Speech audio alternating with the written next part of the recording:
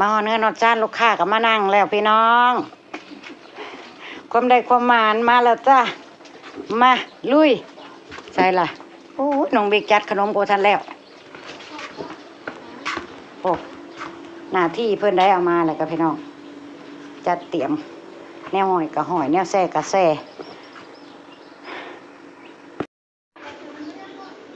สบายดีโลก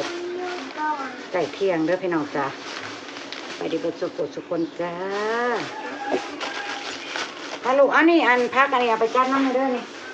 ต้องเติมอะไรยังนี่ได้ปะนี่หัวได้เริ่มจากกัน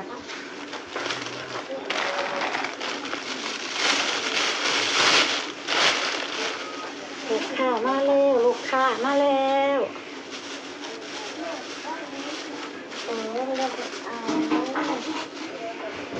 ไปซื้อของก็ฝ่าไปฝ่ามาอยู่ขนาดเลยยันลูกค้ามา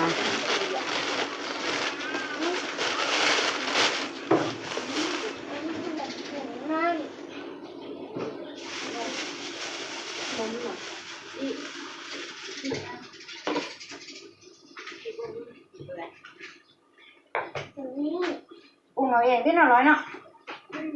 เดี๋ยวจัดไปให้ปรุงนี่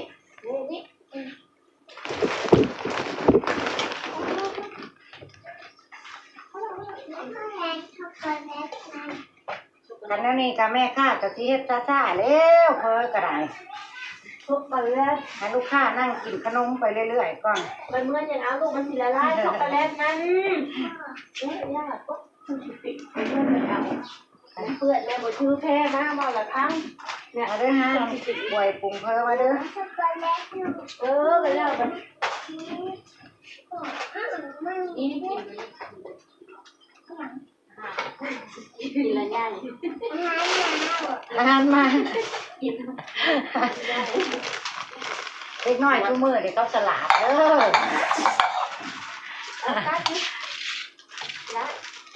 เห็นบ่พี่น้องมาดิพี่น้องโอ้ฮักเห็นพี่น้องเมาไปยิงนกตาลิงตาลายครับพี่น้องเว้ยผมฟังบ่เห็นพี่น้องตบมือบอกไปเอามากระทุนรุ่นไรยิงบานอีกอันนึงเด้อจ้ะนี่ทันตามเลยไม่ซี่เลยหามาให้ครบ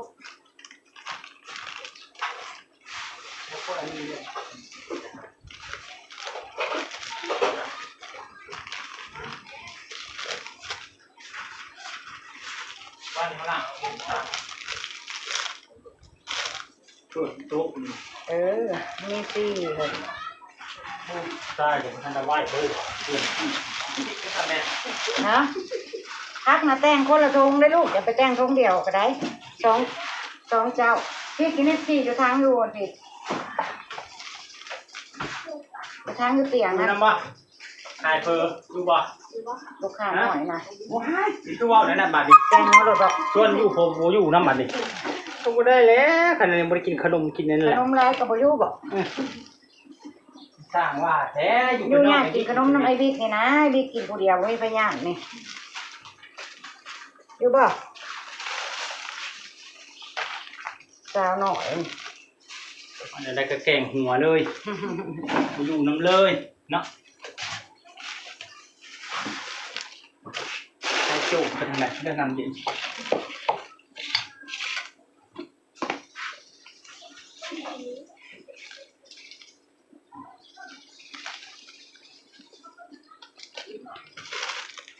แยกน้ำพี่น้อง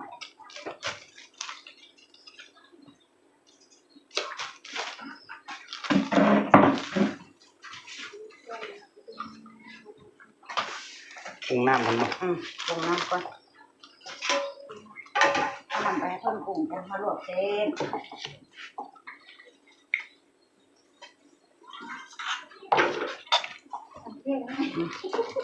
ธรรมดา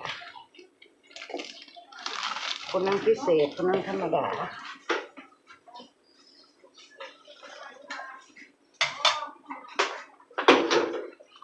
ลูกค้าจะทำนัดไว้ได้ธรรมดา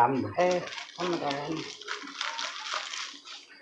30มันได้ละ100น้ำมันเอาปรุงเอาเด้อ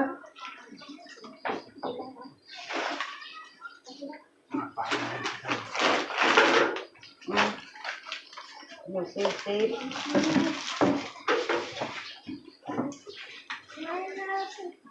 ผักบลพาเริ่มงามแล้วเมื่อเราอยู่ถึง จะทำทำไมเก็บขึ้นมา บิ๊ก ลู เมื่อก แล้วว่าผักบลพา พักยังแล้วมาให้ลูกค้าเนาะพี่เนาะดีกว่าเขาซื้อ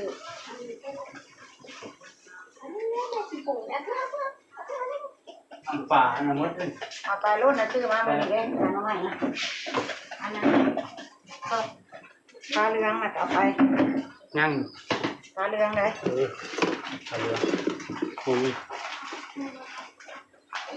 เขาเจ้าใส่เขาเจ้าก็ใส่ปลาเรือง นี่ใครวะ พี่ไข่เอาไปนะเด้อ มี นี่อยู่เหรอท้ามเอาจะเป็นแบบนี้ได้ไหมคะเราต้องให้ลูกค้าบอกยางเบิร์ด ลายคนเป็นหมดทั่ว ยังพ่อผัวว่าอะไรพี่น้องยังเบิร์ดกับลูกค้าเป็นคนเตือนอันนั้นเบิร์ดเลยเด้ออันนี้ก็เบิร์ดยังพี่ใครนั่นเด้น่ะน่ะพี่ใครงานลูกค้าเดี๋ยวจะหัวควนคือขนาดจะได้กับใช้เลยอยู่ ก็ไล่นกกระซากแด้แต่บุญกินหุ่งแล้วเข้ามาไล่ห้อนก็ได้ ใหญ่โทน ตาลิ่งตาไล่ครับพี่น้องเอ้ยแดดมันยังบ่ดอกเดียมันแดดก็ได้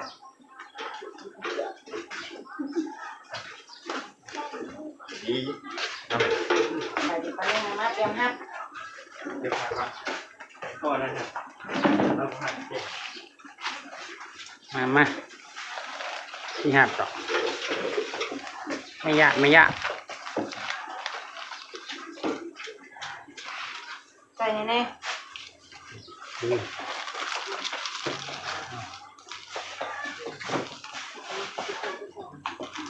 ธรรมดาอันนี้ก็เริ่มจีได้ไฟใหม่เลยแหละเริ่มฟองเขาเลยป่วยต้นแนวลวกอันนี้นะ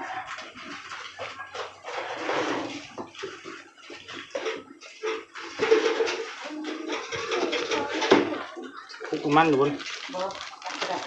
ใส่อันนี้เลยแค่นี้แค่นั้นโต๊ะ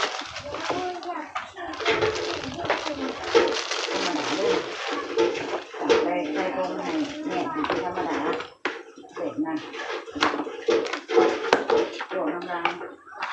เสร็จนะ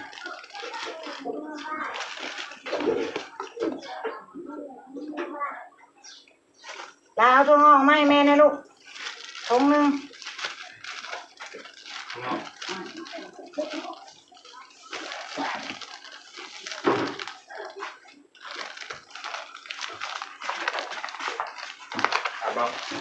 ปัดมาเลย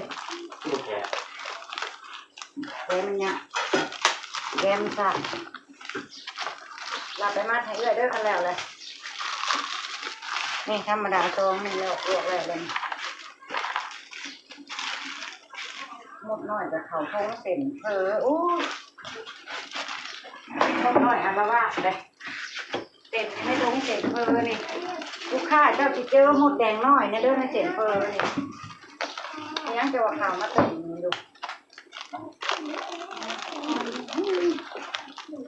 ตายแล้วไปชื่อฉันเสียมาเด้อนี่อันละว่านี่มาได้หมดแดงน้อย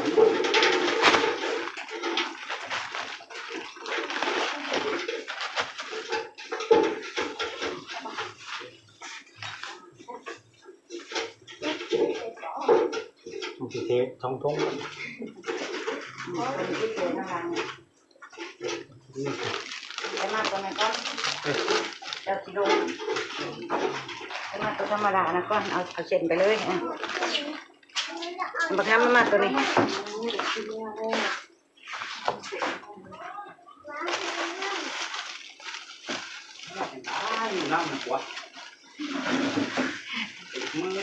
ว่าเอาให้เด็กน้อยยากแล้วลุงพร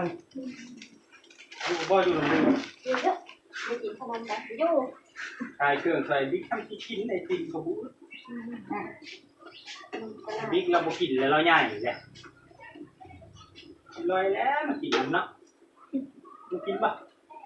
โอ้ยเลย พอได้กระบอก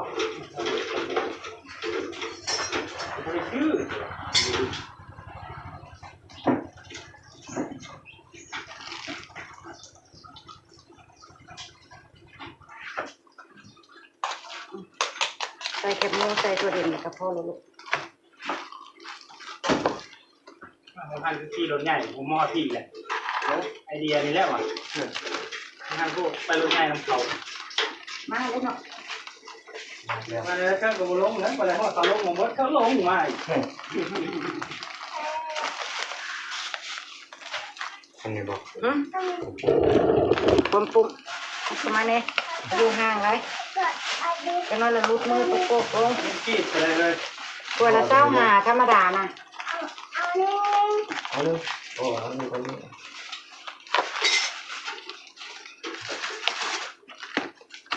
ว้า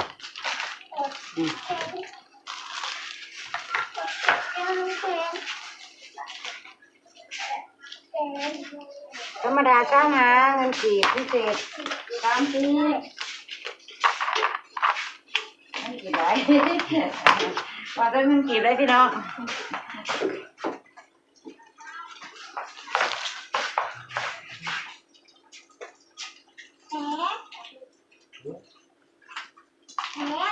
แตกยังแตกนะลูก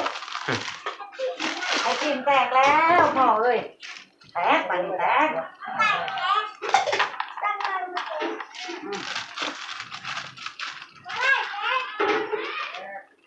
แตกปันแตกอันนี้เร็วโอ้ มันคือเป็นหัวแตกมา อะไรค่ะจ้าพี่น้องเอ้ย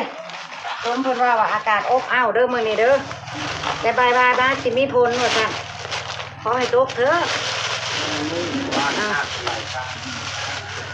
ขอให้มาฮอดบ้านประบัวเด้อฝนนี่เอาไปให้พ่อใส่ลงมัดน้ำไปใส่ตรงทหารไปโลด อาหารก็นำเลย มันพี่น้องมาแล้ว4ถุงแหละ ผมพักมาเรื่อยๆได้เข้าใจ เรียบร้อย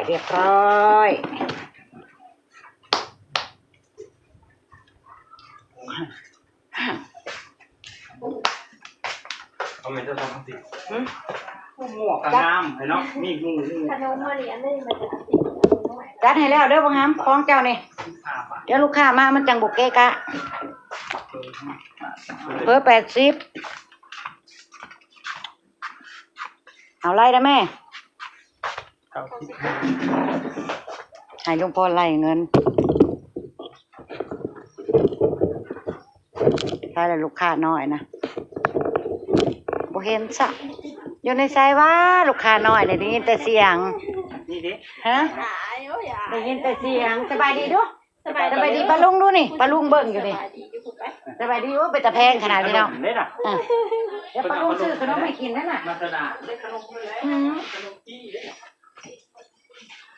เป็นอายลาละจ้ะพี่น้องไปละจ้ะพบกันคลิปหน้าจ้ะบายดี